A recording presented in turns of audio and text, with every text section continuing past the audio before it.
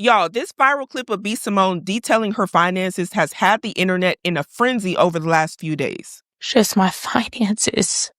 Like, the budgeting, you see how I am nitpicking every little thing. I've never been like that. We were in Bloomingdale's yesterday. I'm like, we have to go to H&M. Yeah. And I won't even lie, y'all. I feel like that clip right there was crazy. No, I don't want to take away from what Simone was feeling in this moment, but what this is for most people is just another Thursday. And before all of y'all get the clapping in the comments like, oh, yay, another rich person going broke. This is what us average, everyday, normal, plain Janes call budgeting. This doesn't mean you're broke. This just means that you're not able to ignore how much money you have in the bank. You know, when you go shopping, you might have to look at the price tag. What I think Simone is experiencing currently is just her simply having to live within her means, maybe even below her means. And that's okay. Your future will probably thank you later. Let's get some additional context. What led up to this? Now, Simone ends up detailing that she was essentially fresh off of the red carpet, still in full glam. And while the rest of Hollywood was still partying, she decided to get home to her podcast. And in that podcast, she's essentially talking about how she's in the middle of a 10-day fast. A lot of people fast for religious purposes. Now, she ends up detailing that she was crying, and she also starts to pray. And in this moment, her friend overhears Simone in her room crying, and that spiritually something was afoot. I woke up and you were like going at it. Jazz called and she's like, where's Braylon? Like, we have a phone call. I was like, baby, it's going to be another 30 minutes. She is in there wailing. Wow. Yeah, you were gone. I was like, I'm not going in there knocking on the door because she's in her bag right now. Wow. All I kept saying was, help me, Jesus, help me, Jesus, help me, Jesus. Help me fight spiritually, help me fight. So I feel like my answer is in what is happening in the spiritual realm. I feel like I am attacking something that I can't see right now. Wow. That's what I feel like. That's what I feel like. You feel like you're attacking something you can't see right now. Do you feel like you know what it could be? Although you can't see it, because sometimes our spirit does know. Like, I feel like it's a breakthrough with what I'm creating with the app. I feel like there's been so much financial, just my finances. Like, the budgeting, you see how I am nitpicking every little thing. I've never been like that. We were in Bloomingdale's yesterday. I'm like, we have to go to H&M. Yeah. Like, I notice it in me now, just nitpicking. And it's not even, I just don't have it like to spend the liquid. Yeah. I'm used to having liquid. And because I've invested in this app and this platform, I don't have the liquid. Not the money. Not yet. But not yet. It's coming. I have it in assets. I have it in jewelry. I have it in, but it's like the liquid. I'm used to seeing a certain amount in my account. But you're also used to a hustle mentality. For sure. And this time when you set out to do the app, you said that you wanted to do something that was legacy. That was going to be longevity. Not quick. Yes, you don't. I don't want it. I don't want it quick, and I'm not complaining. Yeah, I know that. I believe in what we're building. Yeah, but I think that that's what I'm fighting. Use the microwave, and this app is a crock pot. Wow. Really, a lot of her money is tied up in this investment that she has going on because she is an entrepreneur, and I think she's probably just hit some sort of bump in the road. But let's talk about the viral clip that everybody is talking about. Now, I'm gonna be totally honest. The first word that comes to my mind in this whole clip, especially the part where she's talking about going to H&M, like, to be honest, I don't even know what Bloomingdale is. What is that? Rich folks, let me know, because I ain't there. I'm a Ross girl myself. But I gotta be honest still. These are what I consider first world problems, because they are. And this gotta be one of the biggest examples I've seen in a long time of somebody having a first world problem and it being caught on camera. And I know a lot of people online were saying, oh, Simone is so out of touch. And people love to say people are out of touch whenever they are a certain celebrity status or they have a certain amount of money. So I won't say that. I won't label somebody out of touch. It's a very overused phrase and it's honestly very annoying to me. But I will say this. You could always have way worse problems than having to go from shopping at Bloomingdale's to H&M. This is a problem that a lot of people would love to have. And I say this from a financial perspective. So I don't say this to bash Simone. I say this so people can think about themselves. Because I'm sure we all have had moments in our lives where we are just like, oh my gosh, I can't do this, I can't do that. But think about what you are able to do and the fact that to somebody else, that is a huge blessing. They would love that. Some people ain't went shopping since I don't know when. and they don't know when. There are people right now struggling in this economy with no jobs, people talking about they can't afford eggs, trying to keep the lights on. It's parents out here in the summertime talking about their kids is eating up their whole fridge. So I just think to people online, it may have came off a certain way that they might not be able to relate to. They probably aren't shopping at Bloomingdale's or Balenciaga, or they aren't able to wear these really expensive labels, or to even be crying about H&M in the first place because they're not able to go shopping like that. And to be quite frank, that level of purchasing power is not normal to most people. Like, to the people who watch her content, that is not a familiar thing to them. Unless they're using Klarna or Afterpay or Affirm to do it. And y'all know how I feel about that. But I digress. So a lot of people are just like, hey, cry me a river. So what? You can't shop at Bloomingdale's. H&M is just fine. Now, I can understand to her why that may feel like, oh my gosh, that's a huge deal, because like she said, her money is tied up in her investments into her app. I thought that H&M was pricey. So I'm like, B. Simone, girl, you got money. But y'all, this was not the only clip of B. Simone that was going viral. And I just was like, oh my. I mean, this was the hardest season of my life this last year. And sometimes when the public perception is like being a best friend with a celebrity, everybody thinks that, oh, because you're connected to this person, then your life is just as grand as theirs, or you got it, or they helping you. Baby, when I tell you, didn't have a job, living with my parents, a single mom, all this happened to me this past year. Jesus. And then it's like to not have resentment in my heart towards you because I saw you do this for other people. I saw you give a check to somebody to help them through whatever they went through. Now, I'm not going to lie, y'all. She's essentially saying she's watching her friend who she know got it like that at the time give money to other people that was not her. And this is supposed to be her best friend. Now, to me, a little questionable. Won't lie. If I ever had a friend in life struggle, like I've had friends in life whose parents have passed away, if they were struggling with money, I'd give them some money. Help them out. That's my friend. But that's me personally. And I'm not really sure exactly what happened to B. Simone to where she's like, hey, I didn't want to help my friend, but was helping everybody that wasn't her friend. Now, that's the part that I think really got me was you helped people who weren't your friend, who weren't your best friend, but you didn't help your best friend. To me, then, y'all remember the song Friends? Friends, how many of us have them? Friends, the ones we can depend on. She couldn't depend on you, so. And I'm not saying that you should drain your friends of all their resources by any means that absolves you of being a responsible adult, because that's what you still are. Like she said, she was a single mother. She was struggling, whatever the case may be. But as her friend, to witness other people getting something that she would not give you, I would wonder, do you hate me? I'm not going to lie. I would be like, how deep is your love? And it's like, God, like, I left from that's my soul, and I can't get nobody didn't give me a handout, but guess what? That wasn't your responsibility. But God had to take me through that for my own season, for my own thing. I had to get my car repossessed. Jesus. I had to go through the food stamps line. I had to be on Medicaid. Because I'm building my story too. Right. But it's like, as a friend somebody who has it, it's hard to digest. Yeah. They're probably shocked that I'm even saying this right now. I'm shocked. Just not being resentful. And it's both. It's you knowing, oh, that's not your responsibility. And it's me knowing I can help the right people. Yeah. But the flip side of that is like, okay, not me. Everybody has their own lesson. Right. Mine is like, okay, don't be resentful. Okay. But you were trying to fight through bitterness or unforgiveness, whatever. I did that already. Right. But it's like, okay, if God told you to give Shekinah some money, right, would you listen, or would you allow would you allow what you did in the resentment past and the bitterness to come between that? Everybody has a responsibility in Not a relationship. even Shekinah some money. Anything. If God said it, just because you were heartbroken, God said, go, that's your husband, but now you fearful because the last nigga cheated.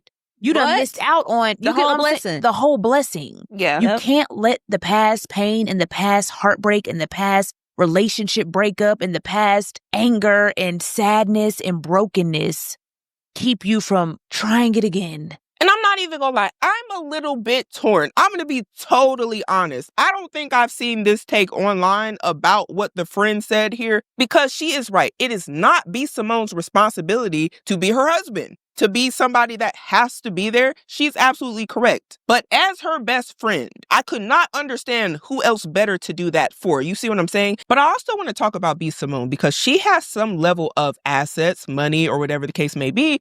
Apparently, her friend knew that too. And it seems like perhaps Symone had been taken advantage of, perhaps because she had assets from people around her. And maybe she was just trying to safeguard her money. And I do want to talk about that because a lot of people, when they see you are doing well, they love to latch on to you and take whatever they can. And that's why I say I'm kind of torn. But that's when I feel like you have to be honest about the people around you. Like, are they leeches? Are they people that genuinely care for you? Do they really love you? Are they willing to ride for you at 12 p.m. on the dot? I don't know. And though I got just a little small platform, I'm no Symone. Like, she is a big name in the comedy sphere for what she does. But I would think that a lot of people probably would like to latch on to her because she has resources and they would like to climb up the social ladder or use her for her money because that's what people do. And that's why I say I'm kind of torn. Maybe she didn't know who she should be helping out. Me personally, I'm a strong advocate of treat people how you want to be treated. And as a friend, especially as a best friend,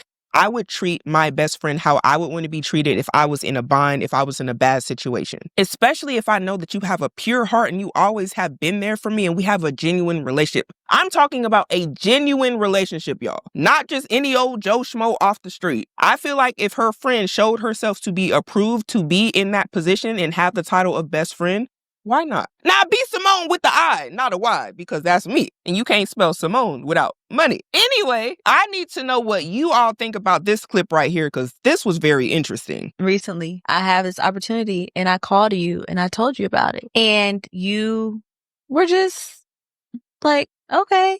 And you called me back. I called her right back, y'all. I was so convicted. I was so convicted. You were like, I didn't like how I felt when you told me that. And I was like, what do you mean? You were like, I don't know what it is. I'm talking this out in real time. But whatever it is, I don't like what I felt. And I said, did you feel jealous? And you were like, I don't think I feel jealous. Because we went through all the emotions. Like, are you angry? Are you sad? Are you jealous? I was like, I'm not jealous because I don't want what you have. I'm sad and I'm angry and I'm upset that I'm not doing it with me. Yeah. Like, we're not working together. Yeah. Like, I don't have that. Y'all, let me tell you something. Anybody that's in my circle, I want to work with you. I want to put you on. I'm putting you in position. I like doing it together. You do. How can we do this together? How can we make money together? How can we build together? How can we grow together? How can we all pitch in together? How can we be millionaires I want to do it together. Yeah. And there was a point in my life where I had that and it was crumbled. So I feel like since that has ended, that season, I've always yearned for it again.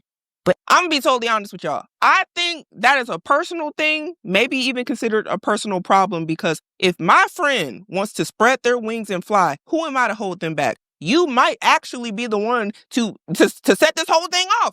I might need to follow your lead. That might be in my best interest. But if everything has to be like, hey, you need to get behind what I'm doing. I got the vision. You need to get behind me. How do I know? How do I know that there aren't greater things planned for somebody like you? And I'm not saying that if there are greater things planned for you that you got to get on board with your friend, but I'm saying we don't know what that journey looks like for everybody or what the outcome would be. But you both can be successful on your own accord. You can have separate things going on and still be friends. That doesn't mean that, like something is wrong or y'all aren't friends anymore. And then with that same logic, if you want to be millionaires and get all this money together and all this and that, then I feel like at the same time, why didn't you help your friend when she was down? Wouldn't those be the people that if you really want them to be on board, that you would take care of the best, i.e. if they were struggling financially and they are your quote unquote best friend?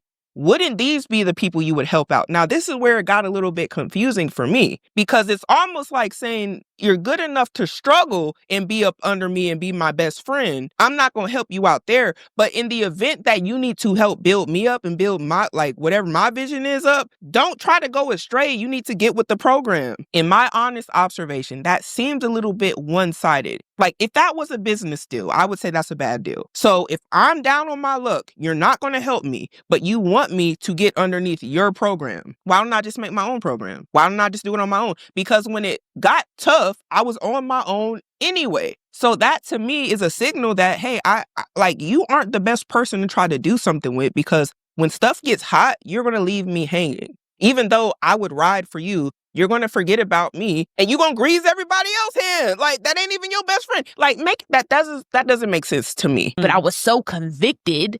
I called you right back. I was like, that's not right. Yeah. Like, your friend, she just told me she was doing something so bomb. Yeah. So great. And I was like, oh, okay. Like, I was like, that's disgusting. Yeah. This has to get out of my heart. For sure. Yeah. Like, what? But if we just did that, nobody's looking for the perfect friend. Yeah. Man. I just want my friends to be aware. And honest. I'm okay if you feel a little jealous.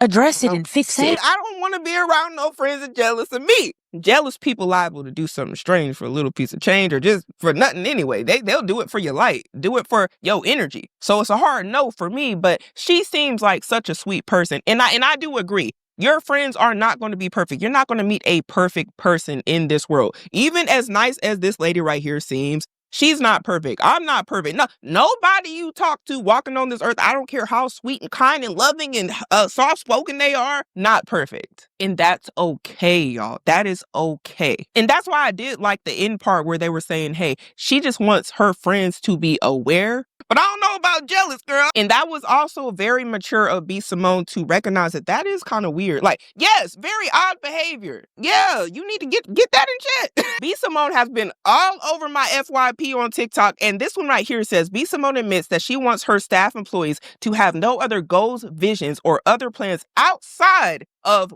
LTTA when working for her whatsoever. Now, I'm assuming that's her business, but let's let her tell what's going on. So if you know your long-term goal is for you to be a CEO and have your own podcast and be a superstar, I need to know that day one. Now, is this a job or a confessional? Your employees' dreams and ambitions are not company property. Since when did doing your job not become good enough? So let me get this straight. They're supposed to apply for the job, beat everybody else, have references, have job experience, all of that, and then tell you their dreams. Now, I just got to ask, why would that ever be a good idea? And I mean this not as professional type dreams, like, hey, what are your dreams as far as this business or advancing in your career? When it comes to what people want to do personally, like if they want to become a podcaster, that's personal. That don't have nothing to do with your business. I think that's a bad idea. I think it's a bad idea to tell many people your dreams. You should keep mostly your dreams to yourself or to people you absolutely trust with your dreams. Because let's be for real, do you think that everybody wants you to achieve your dreams? Do you know what happens sometimes when you tell people your dreams? They get sabotaged. And do you also happen to know who one of those people who is likely to try to sabotage your dreams are? Your boss. Why? Because it's probably not in their best interest that you have your own stuff going on. So why would they want to know your dreams in order to help you out? In most cases, that is not what they want to do. Just think about it. Think about your boss. Whoever's watching this video, think of your boss. If you told your boss that your dream was to drive a Mercedes or to be pushing a Benz, or you want the newest Jeep that then came out, a new Mercedes, and you want to take luxury trips, you want to go to Disneyland. Do you know that when a lot of people tell their bosses their dreams, all of a sudden they start having issues at work? So no, if it doesn't have to do with work, keep it to yourself. Everybody does not want to see you winning. I mean, we talked about like the team thing. I'm really big on this team, right? You are. Team.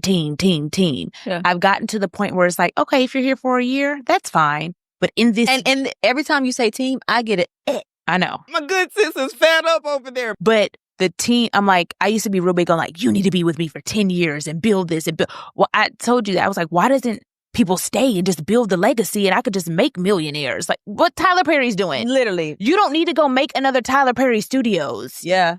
Help I'm him. giving it to you. Yes. Like, I am trying to find that, but I also understand there's other leaders out there. Yeah. There's other CEOs. There's other women with vision and their own purpose, right? Yeah. I just, if you're going to be with me for a year, in that year, the vision is LTTA. Mm. The vision can't be whatever the you're trying to do, excuse my language, Lord, off to the side. Mm. Why you can't do both? If they are going to work for you, whenever their work hours are, when they are done with their work, say they want to, like, I don't know, be the next Tyler Perry, can they not write scripts in their spare time? Or do they have to be all about your business for that whole year? And I'm not sure what that looks like for what she's requiring of her employees. To be fair, it might be one of those 24-hour things, but most jobs essentially like you clock in and you clock out. So my whole thing is when they're not working for you, can they do things for themselves? Because that is essentially how entrepreneurship starts. And I'm going to be totally honest. They work their job, and when they get off, they don't go to sleep. They're working on whatever their thing is that they would like to build up and have ownership of on their own, without a company, without having to clock in. And that takes time. And in the meantime, they work those jobs. Maybe they're working for your company. Maybe they're working for a movie studio or production company. So that may be an unrealistic ask. That's like saying, hey, like when you get off work, don't go to the gym. Don't worry about your health. Don't worry about no. When I'm done with this job, I need to do what I need to do. Because when else am I going to do it? A year later? Am I supposed to just work for a whole year and then say, okay, I'm going to start my game plan for myself for the things that are beneficial for me and what my goals are and what aligns with that? That doesn't make sense. And granted, I know a lot of business owners want employees that are just like that. They would love if that's all you care about is that job. Like you just eat, breathe, and sleep the job, and it's not even their business. You are the employee they love, because it's good for business to have people like that on the team. And I can understand Simone might want people like that. But if they could be hardworking for your business, they could also be hardworking for themselves. And again, everybody is not meant to be a business owner and then go off and branch off and do their own thing. They may want to stay and just help you build up and stay there for years and years and years. Some people do that. But it wouldn't be far-fetched to find people who are not just all about your business and have other things going on. Like, do it after that year then. Mm-hmm. I want people around because I'm tired of starting over. But see, that's why I think the conversation of team is premature. But why? Because I don't really think you feel like that. I think you want us here longer than a year. I do. Right. I do. But I'm okay. No, you're not. No, I am. I swear I am. If we know the intent, if we know you're going to be here for a year, mm-hmm. and you can be an asset for that year. Right. We make the strategy. We make the exit plan. You can pass the torch to the next person. I'm okay with that. You just don't want to be left high and dry. That's it. Got it. I don't want to be left high and dry. So I get what she means by that, but that's when SOPs and standard operating procedures come into place. Like when I was active duty in the military, whenever we would do 3-year stint at a duty station, whenever it was your time to leave and the new person came in to come take over your job, there was a book. There was, hey, this is how we do stuff here. And that new person comes in and they get on with the program. They might bring some new ideas that might bring more productivity to the business or to your shop, your operation, whatever you have going on. But there is essentially already a baseline standard. Not saying that can't get updated, because you might have somebody come in there that'll make your stuff run way better. That's all she really needs. And that's not hard to do. All you got to do is put it in writing. Now, the question is, did you put it in writing, and are you willing to put it in writing? I just gave y'all free game. So I don't know what y'all gonna do with that, but that is the easiest way to do it. Write it down. And I mean, anything that would stop the show, anything that you do on a regular basis should be in that operating procedure. If Simone want everybody to huddle up on Thursdays or have a team meeting whenever on Zoom or something, that needs to be in the operation procedures, because that's how her business is running. And that is how the new person would know, hey, this is what I do when I get here, and make them. It's almost like saying, did you read the employee manual? Do you have stuff like that in place? I don't know. Simone giving me ideas. I might be able to go in the business of helping business owners create SOPs and standard operating procedures, because I didn't know that was a thing that people are worried about. Your girl got 10 years of experience. Okay. And another thing, Simone was killing me with the Jesus. And it's only because it was after something real serious. Like, I don't know. Now, I'm not saying Simone is bad with money because she needed to go shop at H&M instead of Bloomingdale. But I will say this. People of all levels of money and wealth struggle with money. And depending on what you're going through, you may feel it at some times more than other times, just like somebody who is working a 9-to-5. Even if you make more money, when you are an entrepreneur, a lot of your money can end up being tied up in your business, in your investments. And I think a lot of people, after seeing the full context of why she was talking about she needed to go shop at H&M and she couldn't be at Bloomingdale's, get to see that, because they associate somebody like Simone with having a lot of money. At all stages, you have to do what you can afford. And if that means shopping at H&M, that means shopping at H&M. And if that means shopping at Ross, shop at Ross. If that means shopping at DH Gate, which I told y'all a long time ago before China came out and told y'all it was all the same, that is the same. Do what your pockets can afford, because at the end of the day, as you can see with her friend, when stuff gets real, it's going to be on you. But I need to know, what was the craziest part of this whole video? Is there any parts that stood out to you? Did any parts make you say, heck no? So we got to start making better decisions today in order to have a better future.